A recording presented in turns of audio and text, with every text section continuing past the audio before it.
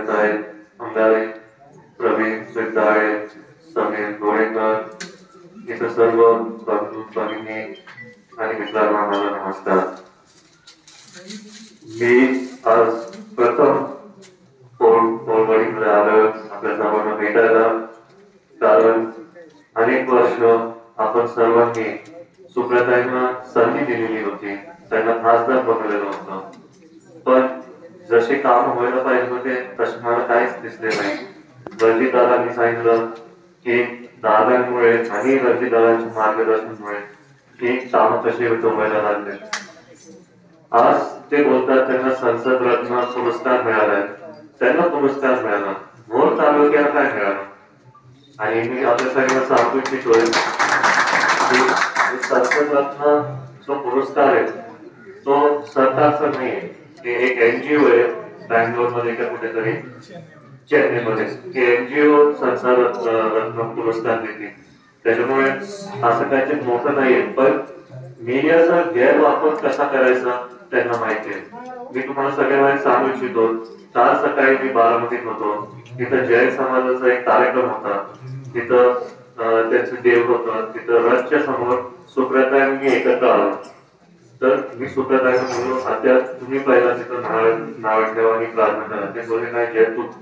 तर मी बोललो ठीक आहे. मी तिथं नाव ठेवलं, मी प्रार्थना करत होतो. त्या क्षणाला मी डोळे टाकून प्रार्थना करताना माझ्या जवळ बारामतीचे शहराचे अध्यक्ष जय पाटील मी उभा राहिले आणि मी प्रार्थना करताना सुप्रताई बोलले की काय जय कसं चाललंय. मला वाटलं ते मला बोलत होते, तर मी डोळे उघडून त्यांना परत बोललो की काय नाते सगळं बरोबर आहे. तेव्हा ते मला बोलले मी तुझ्याशी नाही दुसऱ्या जयाशी बोलत होती. त्यांनी ते मीडियामध्ये दिलं, पत्रकारांना दिलं आणि पत्रकारांना सांगितलं खोटी बातमी करायला की सुप्रिया सुळेंनी जय पवारांची विचारपूस केली. एक फोटो करून त्यांना काय मिळतंय, फोटो करून ते सगळ्यांना हे सगळं मीडियामध्ये दाखवत आहेत. आज काय पण आपण पोस्ट टाकले इंस्टाग्रामवरती व्हॉट्सअपवरती, लगेच त्यांची लोक त्याच्यावरती कमेंट्स टाकतात आणि जे काय कमेंट्सचे मुद्दे पण असतात ते टाकतात. आज ही पूर्ण निवडणूक त्यांनी भावनिक पाळणी चालू केली आहे, कारण अनेक वर्ष 15 वर्ष सुप्रियाताई खासदार होत्या. मी काल पुरंदर होतो, मला पुरंदर मधले लोक बोलले दादा जर हे 2 गट नसते झाले तर ते या निवडणुकीमध्ये त्यांना मुद्देच नव्हते काय बोलायला. आता 2 गट झाले म्हणून त्यांना मुद्दे भावनिक पाळणी बोलायचं. मला आपल्या सगळ्यांना एक विचारायचं आहे की साहेबांच्याच बाजूनी का आपण सगळ्यांनी भावनिक व्हायचं, दादांच्या बाजूनी का नाही. आपल्याला माहिती आहे एका काळात दादांवरती ईडीची खूप टीका झालेली आहे, ईडीची कारवाई चालू होत्या. त्यावेळेस दादांच्या मुळे साहेबांवरती पण टीका व्हायला लागल्या. तिथं दादा एकटे गेले ईडीच्या ऑफिसच्या बाहेर भुजबळ साहेबांबरोबर आणि तिथं पत्र परिषद घेतलं. त्यावेळेस कुठे होते कुटुंब. यावेळेस गोयल पवारांना ईडीची कारवाई झाली, तिथलं साहेब स्वतः गेले, तिथं सुप्रताई स्वतः गेले, तिथं प्रतिभाजी स्वतः गेले. मला वाटतंय की कुठेतरी आदरणीय दादांनी अनेक वर्ष काम केले, सर्वांनी सामान्य माणसासाठी काम सकाळी 6 ते रात्री उशिरापर्यंत करतात आणि अजूनही करतात. मला वाटतंय की प्रतिभाजी स्वतः गेले. मला वाटतंय की कुठेतरी आदरणीय दादांनी अनेक वर्ष काम केले, सर्वांनी सामान्य माणसासाठी काम सकाळी 6 ते रात्री उशिरापर्यंत करतात आणि अजूनही करतात. मला वाटतंय की आपण दादांसाठी पण कुठेतरी भावनिक व्हायला पाहिजे. दादा पण एक सर्वांनी सामान्य माणसासाठी कार्यकर्त्याच आहेत, सगळ्यांना मदत करतात. अनेक वर्ष त्यांनी साहेबांचं सगळं ऐकलं. आज पण मी तुम्हाला एक विचारतो, एका काळात महाविकास आघाडी स्थापन व्हायच्या आधी फडणवीस साहेबांबरोबर दादांनी शपथविधी घेतलेली आणि त्याच दिवशी दुपारी सगळे दादांच्या विरुद्ध गेले. मी आपल्या सगळ्यांना विचारतोय, जर हा निर्णय दादांचा स्वतंत्र निर्णय होता तर साहेबांनी महाविकास आघाडीमध्ये दादांचा उपमुख्यमंत्री केला. आपल्याला सगळ्यांना माहिती की साहेब कसले नेते, त्यांनी कधीच दादांना ती संधी नसती दिली. पण हे ते कोणी खरं बोलत नाही, कोणी तुम्हाला सगळ्यांना सांगत नाही. ते काय मीडियाचा वापर करून दादांनी काय चुकीचं केलं, दादांवरती टीका. पण दादांनी अनेक वर्ष कामच केले सगळ्यांसाठी.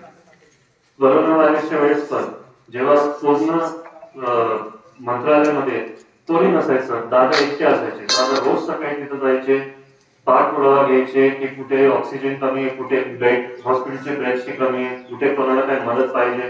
दादांना स्वतःला करोना व्हायरस झालेला होता, दादा स्वतः हॉस्पिटलमध्ये होते, तेव्हा पण दादा सारखे त्यांच्या फोनवरती त्यांच्या पीएमसी नाहीतर कुठल्या सगळ्या तालुक्यातल्या लोकांशी बोलत होते, कुठे काय कोणाला काय गरज लागली तर ती मदत लगेच करा.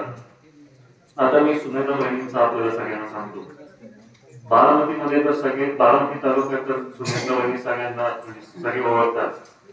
पण मी सांगतो, अनेक वर्ष जेव्हा दादा पुण्या राज्यात व्यस्त होते, कामात बिझी होते, सुनेत्रा वहिनींनी बारामतीचा विकास पण केला.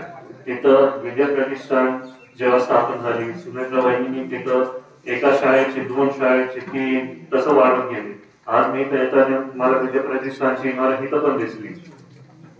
आणि तसंच महिलांसाठी सुनेत्रा वहिनींनी बारामतीमध्ये टेक्सटाईल पार्कचे अध्यक्ष आहेत, तिथं भरपूर रोजगार महिलांना तिथं मिळवून दिलाय. तसंच मला माहिती आहे की वहिनींना पुण्या बारामती लोकसभे मतदारसंघात सगळ्यांना मदत करायची. आज मला कळतं इथं शेतीसाठी पाणी नाही. मी नक्कीच जाऊन आज दादांना शेतीचं पाणी बद्दल बोलणार आहे आणि इथं रोजगार आणि MIDCच्या बद्दल बोलणार आहे. आणि मला माहिती आहे की महायुतीचं गव्हर्नमेंट आहे, महायुतीचं सरकार आहे, तिथं दादा एकनाथ शिंदे साहेबांशी बोलतील, फडणवीस साहेबांशी बोलतील आणि हा विषय लवकरात लवकर सोडवतील हे मला नक्कीच माहिती आहे. येणाऱ्या 7 तारखेला मी आपल्याला का विनंती करतोय की आपण बहिणींना मतदान द्यायला पाहिजे, कारण 15 वर्ष सुप्रियाताई इथले खासदार होते. एकदा तुम्ही बहिणींना ती संधी द्या. आणि मला माहिती आहे की ती संधी जसे दादांनी कायमपूर्वक कामं केले सगळे, तसेच बहिणी पण करतील. बहिणीला दादांचा आधार असेल, एकनाथ शिंदे साहेबांचा आधार असेल, फडणवीस साहेबांचा आधार असेल, बाकीचे सगळे महायुतीतले नेत्यांचे आधार असतील. त्याच्यामुळे काय लोक बोलतात की नवीन उमेदवार आहे, त्यांना राजकारणातलं काय माहिती, ते काम करतील. मी तुम्हाला खरं सांगतो ते नक्कीच करतील, कारण बहिणींसाठी राजकारण आताच नाही, माहेरमध्ये पण त्यांचे काय माहिती, ते काम करतील. मी तुम्हाला खरं सांगतो ते नक्कीच करतील, कारण बहिणींसाठी राजकारण आताच नाही, माहेरमध्ये पण त्यांचे आधी पण ते राजकारणातच होते, त्याच्यानंतर त्यांनी समाजकारण केलं आणि आता ते राजकारणात परत समाजकारण करून राजकारण करून सगळं सुविधा अडचणी असतील ते सगळे निश्चितपणे पूर्ण करतील. जे काय पण प्रॉब्लेम असतील ते लगेच सोडवतील. त्याच्यामुळे मी आपल्याला विनंती करतो, येणाऱ्या 7 तारखेला घड्याळाच्या चिन्हाच्या समोरचं बटन दाबून बहिणींना बहुमताने विजय करा. आज माझी प्रथमच वेळ भोर तालुक्यात, पण नक्कीच मी सारखं येत राहणार आहे. मला युवकांशी पण बोलायचं आहे, त्यांची काय अडचणी असतील. आता दादा व्यस्त असतात, वहिनी पण दिल्लीत जातील, पण वहिनीचं लक्ष पण इथं असेल, पण जेव्हा ते नसतील तेव्हा मी असेल इथं. आणि नक्कीच काय पण असेल मी समजून घेईन आणि त्यातल्या त्यात लवकरात लवकर दादांपर्यंत पोहोचवी. तर येणाऱ्या 7 तारखेला परत एकदा मी तुम्हाला विनंती करतो की घड्याळाच्या चिन्हाच्या समोरचं बटन दाबून बहिणींना बहुमताने विजय करा. तेवढंच बोलून सांगतो. जय हिंद, जय महाराष्ट्र. ABP माझा, उघडा डोळे बघा नीट.